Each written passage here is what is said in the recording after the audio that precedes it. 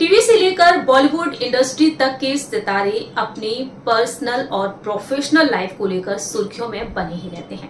साथ ही साथ वह अपने लाइफ स्टाइल को लेकर भी काफी ज्यादा लाइमलाइट में रहते हैं। किसी भी इवेंट, किसी भी शादी में वह शामिल होते हैं।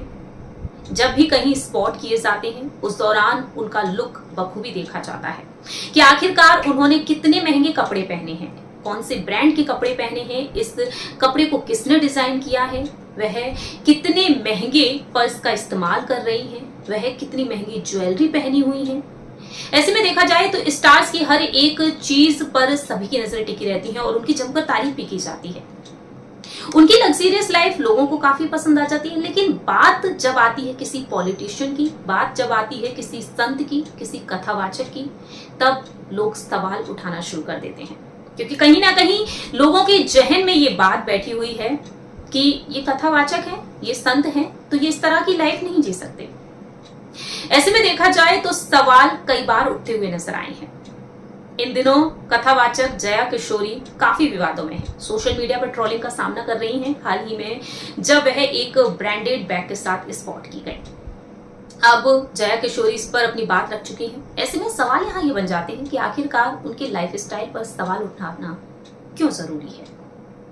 नमस्कार दर्शकों, हमारे डिजिटल प्लेटफॉर्म में आपका स्वागत है। मैं हूं आपके साथ प्रांशी राठौर।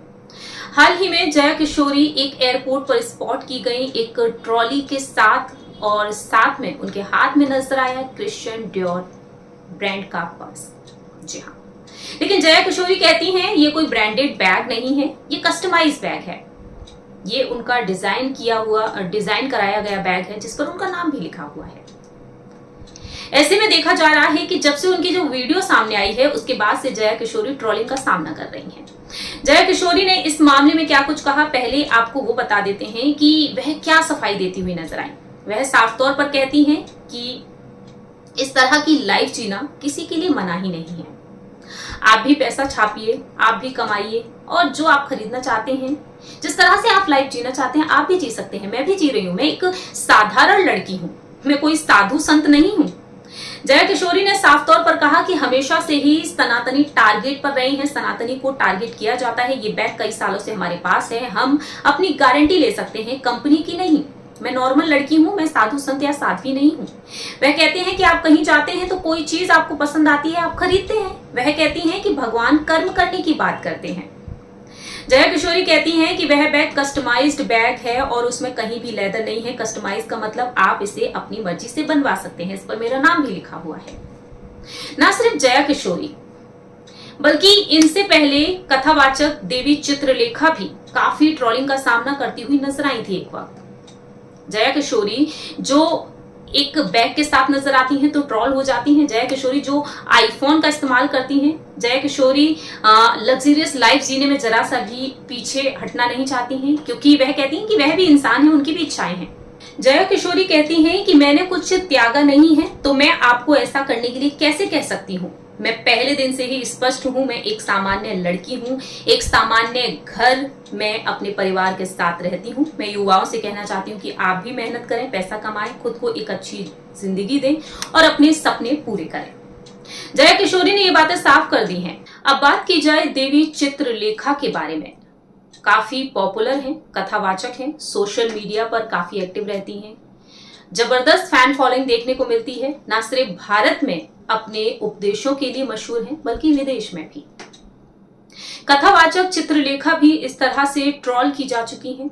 सबसे पहले आपको बताते हैं कि चित्रलेखा आखिरकार है कौन, किस तरह से वह इस मुकाम पर पहुंची। सुनिए जरा। तो दर्शकों, चित्रलेखा भी जया किशोरी की तरह काफी पॉपुलर हैं, मोटिवेशनल स्पीकर हैं। चित्रलेखा ट्रोल तब हुई थी जब वह रेड कलर की फरारी में बैठी हुई नजर आई थी। सोशल मीडिया पर उन्होंने पोस्ट साझा किया था, लिखा था कि चलाई नहीं बस फोटो खिंचाया, फरारी की सवारी। इसके बाद से वह ट्रोल हो गई। यूजर्स ये तक कहने लगे कि मोह माया से दूर रहना चाहिए, ये कहा जाता है, ये कहती हैं खुद, लेकिन अब सब देख भी लिया। एक शख्स ने लिखा कि हमें मोह माया से दूर रखकर खुद ही फरारी खरीद लिया है। यह है आस्था का असली व्यापार, लोगों को मूर्ख बनाओ, पैसे कमाओ। अपनी कथा में ये लोगों को गरीबी में रहने की सलाह देती हैं कि पैसा हाथ का मैल है, असली चीज भक्ति है, किंतु खुद अमेरिका घूम रही हैं ये मूर्ख और अंधभक्त लोग कब समझेंगे। लेकिन चित्रलेखा की टीम ने यह साफ कर दिया कि चित्रलेखा एक कार्यक्रम के लिए यूएस में है। यजमान की फरारी के साथ उन्होंने तस्वीर क्लिक कराई थी, फरारी उनकी नहीं है। उस फरारी की कीमत तकरीबन 5 करोड़ से अधिक की बताई गई थी। लेकिन सवाल ये बन जाते हैं दर्शकों कि आखिरकार यदि आपने अपनी मेहनत से पैसा कमाया है तो ऐशो आराम की जिंदगी जीने में हर्ज ही क्या है। कथावाचक जया किशोरी ने साफ तौर पर कह दिया कि आप भी पैसा कमाएं, आप भी उस तरह की लाइफ जिएं, लेकिन हमें भगवान मत बनाइए। अपनी मेंटलिटी को उस तरीके से नहीं बनाइए कि हम साधु हैं, साध्वी हैं तो हम उसी तरह से जिएंगे। उन्हें भगवान ना बनाइए। वो साफ तौर पर कहते हैं आपको उनकी कथा सुनने में अच्छा लग रहा है तो कथा सुनिए। ऐसे में आपकी इस पर क्या कुछ राय प्रतिक्रिया है, कमेंट सेक्शन में आप बता सकते हैं। जुड़े रहिए हमारे साथ। खबर के हर चौराहे पर पोस्टमैन मिलेगा सत्य के संदेश के साथ। जय हिंद, जय भारत।